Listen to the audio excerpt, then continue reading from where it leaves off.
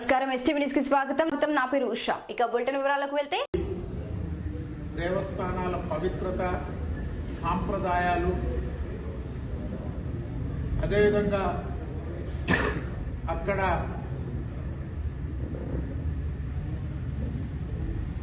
భారతదేశం కాదు ప్రపంచం అంతా తిరుమల తిరుపతి ఆ కలియుగ దైవం వెంకటేశ్వర స్వామి ప్రసాదాలంటే ప్రతి ఒక్కరూ ఎంతో భక్తితో విశ్వాసంతో ఎదురు చూసేటువంటి పరిస్థితి ఆ ప్రసాదాల కొరకు. అక్కడ ప్రసాదాలలో నాణ్యత, ప్రత్యేకించి లడ్డు తయారీలో జరిగినటువంటి అవకతవకలపై అనేక కథనాలు, ప్రభుత్వం విచారణ, కేంద్ర ప్రభుత్వం, సుప్రీంకోర్టు, సిబిఐ అనేక చర్యలు జరుగుతూ ఉన్నాయి. దీనికి ఎవరైతే బాధ్యులో ఆనాటి ప్రభుత్వం, ముఖ్యమంత్రి, వారి కుటుంబం, వైఎస్ జగన్మోహన్ రెడ్డి గారి సంబంధీకులు, ఆనాటి చైర్మన్ సుబ్బారెడ్డి గారు, అనేక మందిపై విచారణ జరిగి దానిలో జరిగినటువంటి తప్పులు, వారు చేసినటువంటి పొరపాట్ల, లేక కావాలని చేశారనేటువంటిది ప్రత్యక్షంగా కమిషన్లు కానీ, ప్రభుత్వాలు నియమించినటువంటి వారు కానీ స్పష్టంగా ఏం జరిగిందో తెలియజేశారు. చైర్మన్ గారే, ఆనాటి చైర్మన్, ప్రస్తుత రాజ్యసభ సభ్యులు వైఎస్ సుబ్బారెడ్డి గారు స్వయంగా అంగీకరించారు. వారికి హిందూ మతంపై విశ్వాసం ఉంటే, ఆ దేవదేవుడిపై నమ్మకం, విశ్వాసం, ఒక భయం, భక్తి ఉంటే ఎవరైనా క్షమాపణ చెప్తారు, లేదంటే ఆ వివాదాన్ని ఇంతటితో ముగియాలని కోరుకుంటారు. కానీ ఇక్కడ జరుగుతున్నది, ఎవరు తప్పు చేశారో, ఎవరు అక్కడ అపచారాలు చేశారో వారు మాజీ ముఖ్యమంత్రి వైఎస్ జగన్మోహన్ రెడ్డి గారు, వైఎస్ఆర్ కాంగ్రెస్ పార్టీ తిరుమల యొక్క విశిష్టతని, అక్కడ ఉన్నటువంటి పవిత్రతని ప్రభుత్వం అధికారంలో ఉన్నప్పుడు ఏ విధంగా ఆ స్వామివారి బ్రహ్మోత్సవాల్లో శేషవస్త్రాల సమర్పణలో కానీ, ముఖ్యమంత్రిగా మాడవీధుల్లో వారు ఏ విధంగా పర్యటించారు, అనేక వివాదాలకి కారణమైంది. అనేక మంది పీఠాధిపతులు, మేధావులు ఆనాటి ముఖ్యమంత్రి జగన్మోహన్ రెడ్డి గారి వ్యవహార శైలిపై పదే పదే సూచనలు, హెచ్చరికలు, విమర్శలు చేసినా పట్టించుకున్నటువంటి, మతంపై, సాంప్రదాయాలపై ఎటువంటి విశ్వాసం లేనటువంటి నాయకుడు జగన్మోహన్ రెడ్డి గారు. భారతదేశం కాదు ప్రపంచంలో ఎవరు తిరుమల పర్యటించిన అన్య మతస్థులు అక్కడ ఉన్నటువంటి సాంప్రదాయాలను పూర్వించి రాష్ట్రపతులు వచ్చినా, ప్రధానమంత్రులు వచ్చినా, ఇతర దేశాధినేతలు వచ్చినా ఆ సాంప్రదాయాల ప్రకారం వారు సంతకం పెట్టి దర్శనం చేసుకోవడం అలవాటు. దాని మీద ఎంతమంది పెద్దలు ఎన్నిసార్లు సూచనలు చేసినా పట్టించుకోలేదు. ఏ అంశం మీద వివాదం లేదో ఒక్కసారి ఆలోచించాలి. తలనీలాలు నేరుగా చైనాకు ఎగుమతి అవుతుంటే ప్రభుత్వ సంస్థలు, అస్సాం రైఫిల్స్ సంస్థ అరెస్టులు చేసి,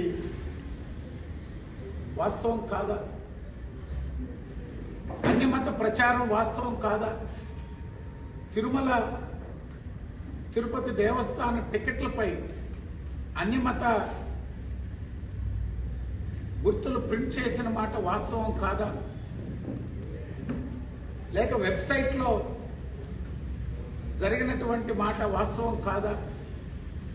అయినా ఆ దేవస్థానం యొక్క పవిత్రత, ఆ స్వామి మీద ఉన్నటువంటి నమ్మకం, రాజకీయ వివాదం చేయకూడదు అని ప్రభుత్వం ఒక నిర్ణయం తీసుకొని విచారణ సంస్థలకి ఏమి నిర్ణయిస్తే దాని ప్రకారం వెళ్దామని ప్రభుత్వం ఆలోచిస్తే, ఈనాడు మాజీ ముఖ్యమంత్రి జగన్మోహన్ రెడ్డి గారి డైరెక్షన్లో గడచిన 4 రోజులుగా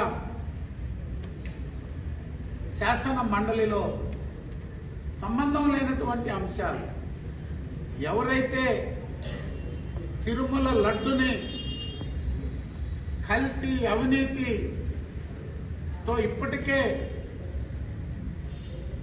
భక్తుల యొక్క విశ్వాసాన్ని, ప్రజలని భయాందోళనలకి గురి చేసినటువంటి ఆనాటి ప్రభుత్వ పెద్దలు, మేము తప్పు చేశాం కాబట్టి ఇతరులు కూడా ఈ మరక అంటించాలా, ఈ బురద చల్లాలనేటువంటి ఆలోచనతో వారికి ఈ రాష్ట్రం, దేశం, ప్రపంచం అంతా వారు చేసినటువంటి తప్పుల్ని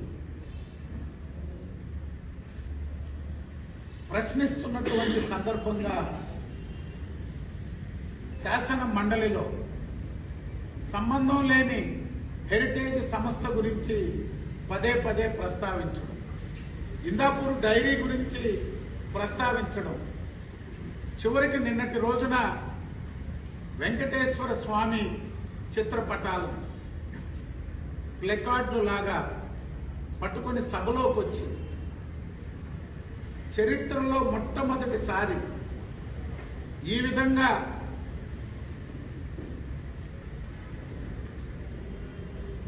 స్వామివారిని రాజకీయ చర్చలకి సభలోకి లాగడం, స్వయంగా చైర్మన్ వెంటనే దీన్ని తీవ్ర అభ్యంతరకరమని చెప్పినా పట్టించుకోకుండా రచ్చ చేసి వాటిని మళ్ళీ సభ వాయిదా పడగానే ఎక్కడ పడితే అక్కడ పడేసి తొక్కుకుంటూ వెళ్ళినటువంటి వైకాపా ఎమ్మెల్సీ, ప్రభుత్వం, మంత్రులు తీవ్ర అభ్యంతరం, ఇది కరెక్ట్ కాదు, ఇప్పటికే ఒక గందరగోళం నెలకొనింది మీరు చేసిన తప్పుల వల్ల, మీరు చేసిన అవినీతి వల్ల, ఇంకా మత విశ్వాసాలని, ఆ స్వామివారి విశిష్టతని ఎక్కడ కూడా దెబ్బతినకుండా కాపాడాలని మేము ఈ చర్చని కొనసాగించకూడదని చెప్పి మేము ఆలోచిస్తుంటే, మీరు అనేక అంశాలని సభలో సంబంధం లేని అంశాలని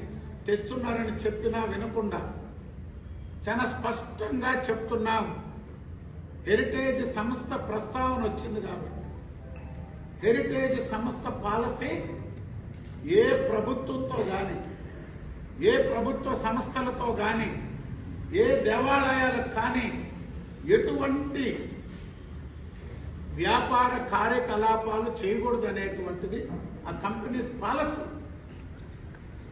ఆ కంపెనీకి భారతదేశం, ఆంధ్ర రాష్ట్రం కాదు, తెలంగాణ కాదు, భారతదేశంలోనే ఏ సంస్థతో కూడా, ఏ దేవాలయాలకు కూడా హెరిటేజ్ సంస్థ ఎటువంటి వ్యాపార కార్యకలాపాలు నిర్వహించకూడదు అనేది ఎప్పుడో తీసుకున్న నిర్ణయం.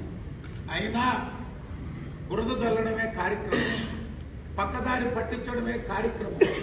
ఇప్పటికే చేయరానటువంటి తప్పులు వైఎస్ఆర్ కాంగ్రెస్ పార్టీ మాజీ ముఖ్యమంత్రి జగన్మోహన్ రెడ్డి గారు చేశారు. బడ్జెట్ గురించి ప్రస్తావించిన పరిస్థితి లేదు. అసెంబ్లీకి వచ్చి 11 నిమిషాలు